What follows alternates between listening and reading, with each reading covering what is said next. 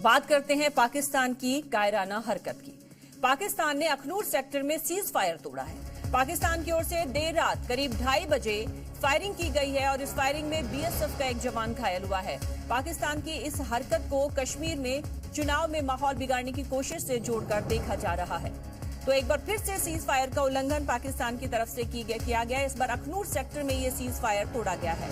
पाकिस्तान में की तरफ से देर रात 2:30 बजे के करीब ये फायरिंग की गई है, जिसमें बीएसएफ का एक जवान घायल हुआ है, क्योंकि बीएसएफ की तरफ से जवाबी फायरिंग भी की गई थी, लेकिन इस फायरिंग में बीएसएफ का एक जवान घायल हो गया है।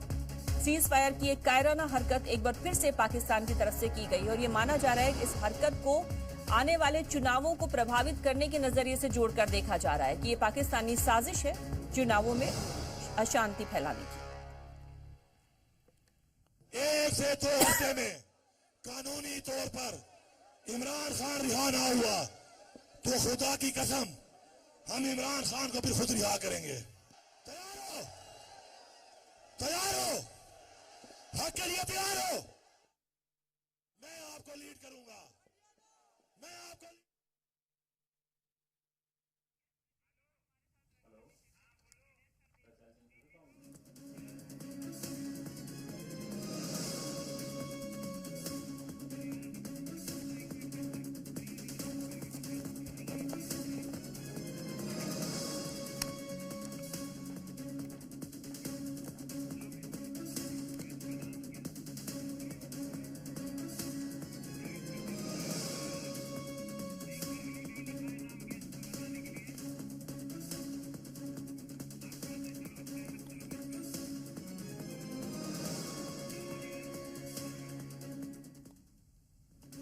और इस पूरी खबर पर और ज्यादा विस्तृत जानकारी के लिए हमारे साथ जुड़ गए हैं सीनियर डिफेंस एक्सपर्ट शरदेंदु जी। ब्रिगेडियर शरदेंदु जी, बहुत बहुत स्वागत है जी भारत में आपका। शरदेंदु जी, मेरा सवाल आपसे ये है कि ऐसा पहली बार नहीं है जब सीज फायर का उल्लंघन पाकिस्तान की तरफ से किया गया हो। यह समझौता किया गया था कि इस पूरी घाटी में शांति बहाली के लिए दोनों तरफ से युद्ध समझौते को रिन्यू भी किया गया है। समझौता तो बहुत पहले ही हो गया था। हम इस कायराना हरकत को कैसे देखें पाकिस्तान की?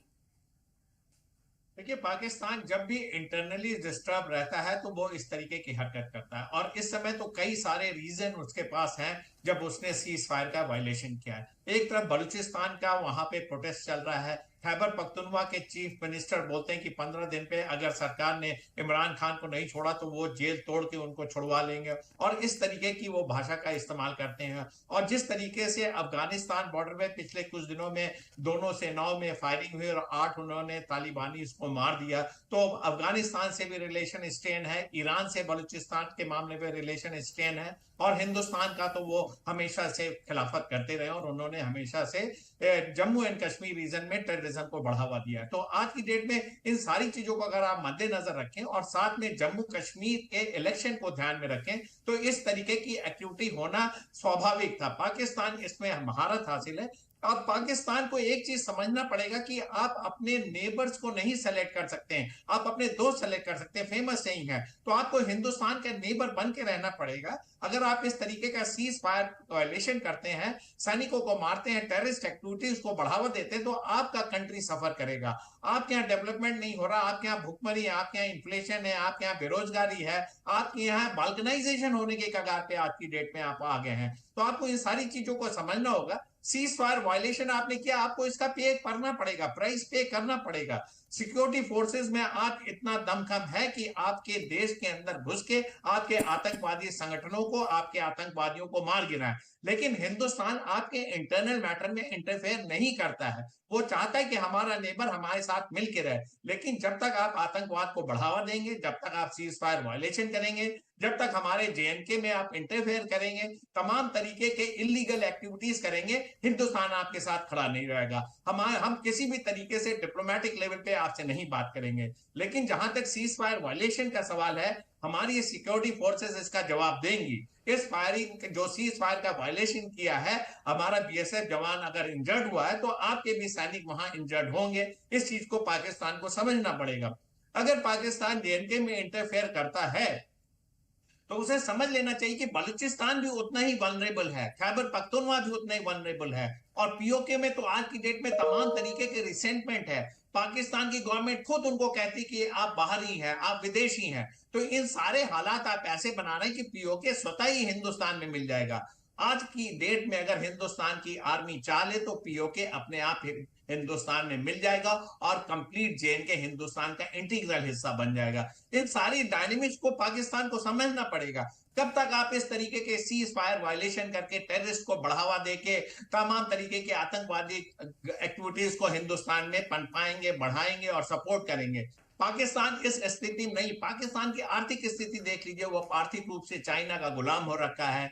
यूएई का इन्वेस्टमेंट या सऊदी अरेबिया के इन्वेस्टमेंट, इवन चाइना के इन्वेस्टमेंट जो पाकिस्तान में आने थे वो खत्म हो रखे हैं। तो पाकिस्तान आज की डेट में at the verge of collapse होने की कगार पे खड़ा हुआ है। उसको इस चीज को समझ लेना चाहिए। लेकिन इस तरीके का सीज फायर वायलेशन, वो भी इलेक्शन के समय हिंदुस्तान के खिलाफ, ये उसको बहुत महंगा पड़ने वाला है। और आज की डेट में उनका देखिए सेना की जो क्रेडिबिलिटी थी वो कितनी उसमें चोट पहुंची है। सेना के खिलाफ लोगों में प्रदर्शन करते हैं। कुछ दिनों पहले तहरीक इंसाफ पार्टी का इतना बड़ा हुजूम सड़कों पर आया तो आपने तमाम तरीके के उनके पर वाटर कैनन, बिल्कुल सही कह रहे हैं शरदेंदु जी आप। एक तो पाकिस्तान के आंतरिक हालात इस तरह के हैं और उसके बाद बार बार ये नापाक हरकतें की जाती है, घुसपैठ की कोशिश बार बार पाकिस्तान की तरफ से की जा रही है। हालांकि सुरक्षा बलों ने हर बार उसे नाकाम किया है। लेकिन आप उस वक्त को आपको भी याद होगा कि किस तरह से इस्लामाबाद और नई दिल्ली में एक जॉइंट स्टेटमेंट जारी किया गया था कि हम युद्ध विराम के जो नियम है उनका सख्ती से पालन करेंगे। भारत अपने स्टैंड पे कायम है, लेकिन बार बार पाकिस्तान की तरफ से सीज फायर का उल्लंघन होता जा रहा है। तो ऐसे में अगर हम घाटी में शांति बहाली की बात करते हैं, उसमें कितनी चुनौतियां आप पाते हैं? देखिए, जब पाकिस्तान रिसीविंग एंड पे आ जाता है तो वो सीज फायर को लागू करता है। उसने 25 फरवरी 2021 में ये सीज फायर को लागू किया था क्योंकि उस समय पुलवामा अटैक हुआ था। उस समय धारा 370 हटाई गई थी और जब इस तरीके की स्थिति आ रही थी और हिंदुस्तान ने एक डेवलपमेंट का प्रोसेस पीओके को एक नसीहत दी थी कि देखिए हमारे जेएनके में किस तरीके से तब्दीलियां आ रही, किस तरीके से डेवलपमेंट हो रहा है, तब पाकिस्तान के पास उस समय वो बहुत ही पॉलिटिकली डाउन था। तब उसने सीज फायर को साइन किया और काफी दिन तक उसको माना। लेकिन पिछले कुछ दिनों से जिस तरीके से टेररिस्ट एक्टिविटीज देखिए साउथ ऑफ पीर पंजाल चल रही है, अब ये स्पिल ओवर हो सकता है वैली में भी चला जाए। लेकिन सिक्योरिटी फोर्सेस अलर्ट है। आज की डेट में सिक्योरिटी फोर्सेस के ऑपरेशन में सी चेंज आया है। हम बहुत ही एक्टिवली और फ्रंट फुट पे आके उनके सारे टेररिस्ट एक्टिविटीज को नाकाम करते हैं। इसको जनता ने भी समझा है, वहां के नागरिकों ने समझा है। और जिस तरीके से देखिए आज की डेट में टूरिज्म जेएनके में फैला, जिस तरीके से डेवलपमेंट चल रहा है, जिस तरीके से हमने वहां G20 की एक सम्मेलन किया था, जब तमाम तरीके के डेलीगेशन आते जाते हैं, टूरिज्म बढ़ावा, तो एक तरीके की प्रॉस्पेरिटी आ रही है। पाकिस्तान इसको ये नहीं सहन हो रहा है। वो चाहता है कि जो पॉलिटिकल प्रोसेस, जिस तरीके का देखिए पार्लियामेंट इलेक्शन में टर्नआउट था, 68% टर्नआउट था जेएनके में, तो उन सारी चीजों से कहीं ना कहीं पाकिस्तान खपा है। और आज की डेट में पाकिस्तान की आर्मी का होल्ड जो पाकिस्तान में है वो बढ़ता जा रहा है क्योंकि पॉलिटिकल इनस्टेबिलिटी है। शाहबाज खान देश को नहीं चला पा रहे हैं। एक तरफ आप अपने आईएसआई के पूर्व चीफ का कोर्ट मार्शल करते हैं क्योंकि वो अफगानिस्तान में जाके उन्होंने वहां चाय पी, लेकिन इसके पीछे क्या सरकार का हाथ नहीं था? आपको समझना पड़ेगा कि एक तरफ आप जब तालिबान को सपोर्ट करते हैं तो आपके तहरीके तालिबान जो है उसकी भी ट्रेनिंग और फंडिंग अफगानिस्तान ने की थी, और आज आपके उनके अगेंस्ट ऑपरेशन चलाएंगे तो तालिबान नेचुरली आपका सपोर्ट करेगा। तो आज की डेट में पाकिस्तान पूरी तरीके से घिरा हुआ है। देखिए उसकी इंटरनल सिचुएशन ठीक नहीं है, सेना में तमाम तरीके के रिसेंटमेंट है। आसिफ मुनीर इन सारी चीजों को कंट्रोल करना चाह रहे हैं और साथ में जो पॉलिटिकल लीडरशिप को आपने जेल में डाल रखा है, इमरान खान को, उनके प्रोटेस्ट ग्राउंड पे हैं। प्रोडक्शन है नहीं, इकोनॉमी ध्वस्त है, इंटरनल सिचुएशन अलग है, बाल्कनाइजेशन होने की कगार पे है।